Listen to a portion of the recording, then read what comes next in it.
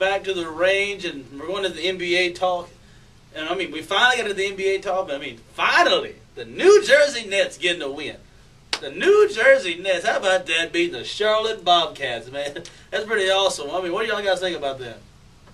Well, since it is the Charlotte Bobcats, which they do have quality wins, but remember, it is the Charlotte Bobcats. Thank you. It is a team that who put together? Michael Jordan. Jordan. Man, You've known from the last few picks that Michael Jordan has drafted. Case in point, Kwame Brown. We know that the Bobcats, they are a young team. They are rebuilding. They have a good young nucleus, and they're getting there. But you got to understand, it's the Bobcats. But I don't want to take anything away from the Nets. Brook Lopez, Devin Harris, good team. Well, one win, good team. And I look forward to seeing more wins. I said y'all wasn't going to win a game until after New Year's. Y'all proved me wrong. Well, I'm going to go ahead. For one, they're in a rebuilding mode. You can't rebuild unless you have some. So, so technically, they ain't rebuilding. They still building. So, I mean, like you said, it is the Charlotte Bobcats. But at the same time, I mean, the last win from the New Jersey Nets from last season, the Charlotte Bobcats. Mm-hmm. So you know they were looking forward to winning. So, so you know they were looking forward to playing somebody they knew they could beat. So, I mean, the fact that they did it was pretty awesome. I mean, congratulations to Devin Harris, Brook Lopez. I mean, man, I've been waiting on y'all to get a win. Y'all two, probably the best players on that team, and especially Devin Harris. I mean, it sucks that you got traded from Dallas to there, and look what happened to you now. I mean, Brook Lopez, you got drafted in that kind of situation. Sorry. So I guess Vince Young is Vince Carter is a little bit better than I thought he was. And Jason Kidd. Jason Kidd. And Richard Jefferson. And Richard Jefferson. Yeah, Richard Jefferson. Just switched. I mean, man, he's got to feel awesome now, don't you think? Yeah, man, I think I left at the right time. All of them with the playoff teams. So I mean, congratulations to the Nets, though, but the Charlotte Bobcats. Y'all need to get rid of Michael Jordan in front of and make sure he can play for you. I mean, you figure your team's so terrible, he can get on the walk and play better than y'all do, man. And Michael Wilbon said that the Bobcats will make the playoffs. Yeah, he said that. So I will be paying attention to the Bobcats. I sure will. Now, me personally, I was excited and finally happy to say, hey, they're off the schneid. It's about time. Now, you did say this is owned by who? Michael Jordan. So maybe they would have had a better chance if Michael would have played. But other than that, congratulations, Nets. But you did lose to the Knicks later on.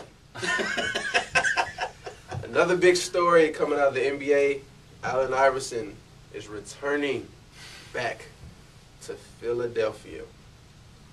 We all saw the emotional press conference. He indeed broke down. He was happy to be back. And personally, I feel that Allen Iverson is to Philly what Michael Vick was to Atlanta before Vick's incident with the animal. Incident. But when Atlanta drafted Vick, it was crazy. The buzz and excitement in Atlanta was big. Just as when Philly drafted Iverson, they saw that they had an all-star in the making. Remember his rookie season. What did he do? He gave it to Jordan. He broke him off. He broke him down. Even though Jordan did have 35 and won that game. Iverson showed a weakness in Jordan, that he really can't play that good of defense. But nobody can stop Jordan from scoring. But Iverson, he was the poster boy for braids. But I really feel that Iverson is happy to come back home. He should give the Philly a good push. He has another AI there who is a very bad man, in Andre, Dunker, that is. I feel they have a young person in Dallenberg who's pretty good at center. So I really feel that this will boost up ticket sales, especially in the economy that we're in, more TV. It's just going to be a big thing for the city of Philly, and if the Eagles come through. All right. Well, yeah, it is nice to see AI back in Philly. It's a team that ranks 19th in scoring, so maybe it can help them. Especially they're kind of thin on in the backcourt with Lou Williams out with a broken jaw. And there is word that Eddie Jordan, whenever Lou Williams comes back, he's going to play them both together, and that would be probably one of the smallest backcourts we've seen in quite some time. But I do think that it's going to help them in the scoring range. They can move the other AI to the small forward, and then you have also Thaddeus Young, and maybe you can put Elton Brandon and be just a team that can get out and run, as opposed to being in the half court. But yeah, it is exciting to see him back where he made his name, because he kind of struggled wherever else he's gone. So hopefully you can get him off that 9-game losing streak and maybe a late push for the playoffs. All right. Well, from one emotional return to finally getting a word out of Tim Donaghy. I mean, Donaghy has kept quiet for 2 years, people, and suddenly he's coming out. And he came out on 60 Minutes yesterday, which is pretty.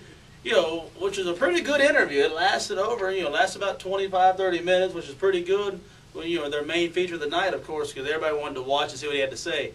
But throwing referees under the bus, that's one thing that kind of really flipped me out about it.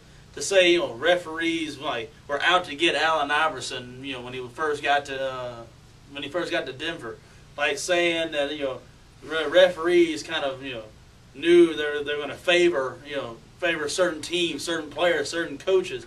That was kind of took me by surprise. But also to say that he had bet and won over 80% of the games he betted on. I mean, even the FBI says that's an incredible winning percentage, which I thought was pretty awesome actually. The FBI says you did really awesome. You somebody. And they said, and basically it was the reason why the reason they said that he got caught was because he had turned the mob in when they were threatening him and stuff like that. The mob had threatened him and whatnot. The mob had actually turned him in and said, we got a referee who's betting on games that even he's officiating. So they gave the name and everything, and of course the rest is history from there. But to say he throws the best player in the league under the bus and say he gets too many give me calls, that was something that really took me by surprise. To say that the Lakers sent the NBA referee, the referees and the NBA organization, to say this is this is the call that your referees miss in a ball game. And they said about it, 25 plays that they didn't call a foul on. Well, then they, as a referee and company, they all said, all right, we'll give him what he wants. We'll make him the best player in the league. And to say that they were rigging games for the playoffs to last longer really took me by surprise. And so the bid market teams would last, to the final, to the conference finals, or to the finals. They said that was all happening on purpose. So does that mean that San Antonio beating the Suns in 2007? Does that kind of bring up that Spurs did that happen for a real? Was that a legit series win, or was that referees paying for that to happen? Last year, not last year, but the year before, when the Lakers and Boston played in the finals, was that rigged, or was that legit championship matchup? I don't know. It really kind of confused me. I really didn't like it though. Well, you also got word that he apparently hasn't watched an NBA game in over 2 years. That's according to the interview, when you found out that he was called and